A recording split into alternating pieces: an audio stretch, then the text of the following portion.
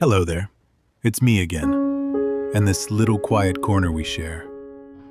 Today, before I even pick up a brush, I want to ask you something.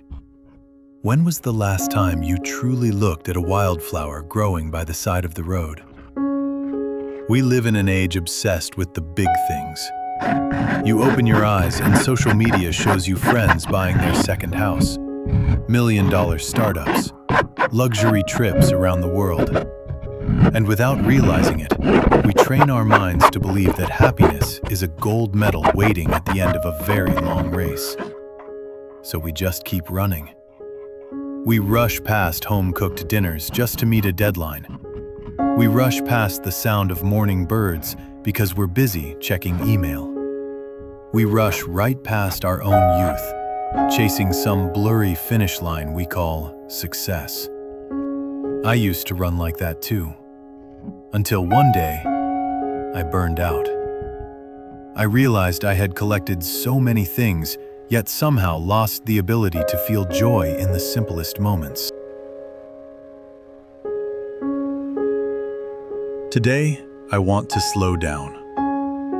I'm not painting a grand landscape or some complicated masterpiece.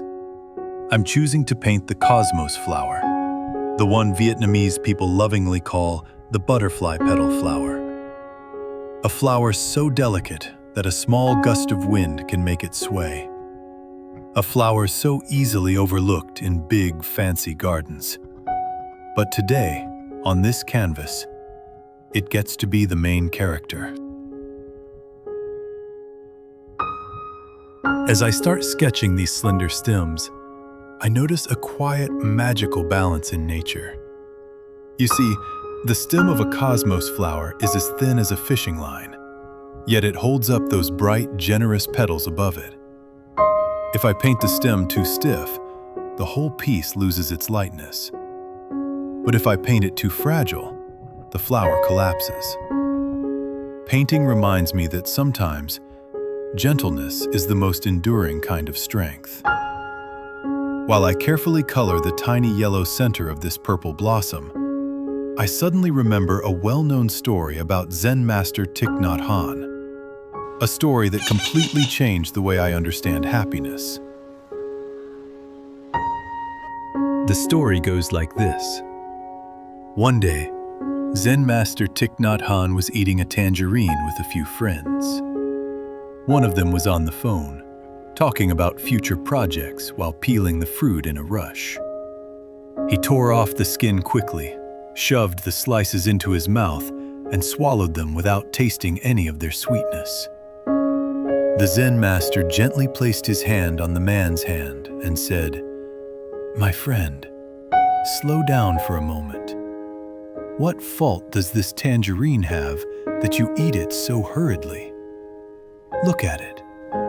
See the sunlight in its orange color, the work of the farmer who grew it, and the miracle of the whole universe gathered inside this little fruit."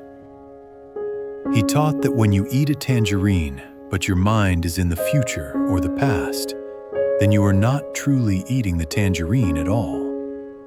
You're eating your worries and all the things you're chasing in your head. That story woke me up. It turns out, happiness isn't about how many tangerines you own. It's about whether you're truly present enough to enjoy the one tangerine in your hand. Painting is the same. If, while working on this pink flower, my mind is busy thinking, how do I get more views on this video? Or, how do I finish this faster? Then I've already lost the joy of this moment. Right now, my happiness is no bigger than the tip of my brush. It's the quiet satisfaction of mixing the perfect crimson purple. It's the soft rustling sound of the bristles touching the canvas. It's that single stroke of white highlight placed in just the right spot, making the whole flower come alive. These are my little tangerines in this very moment. We often think we need something big to be happy.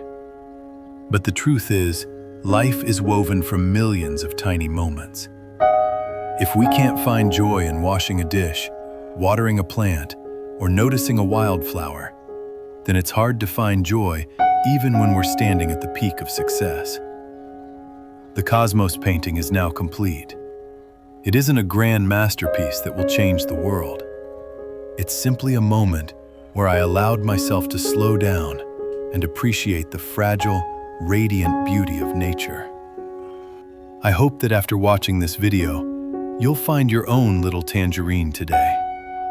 Maybe it's a warm cup of tea, a good page of a book, or simply a deep, gentle breath. Remember, the most beautiful flowers often bloom in the places you least expect. Thank you for spending your precious time here, painting and slowing down with me. I'll see you again in the next story on this canvas.